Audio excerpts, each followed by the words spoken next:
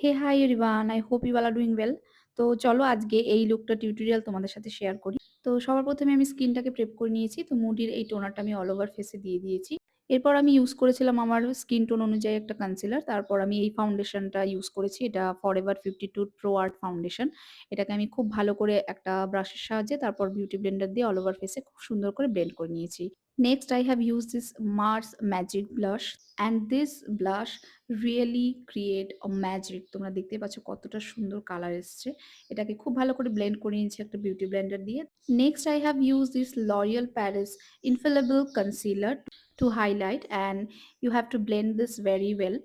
Now next I have used this Maybelline Fit Me loose powder and dust it off the excess on the back of my hand and set it really very well to get the flawless look. Next I have used one of my favorite bronzer and blush, and I have set my brow with this brow gel from Inside Cosmetics, and I set the base with the Peroni Glow Booster, and look at the base, it's too good. Stay tuned for the next part. Bye.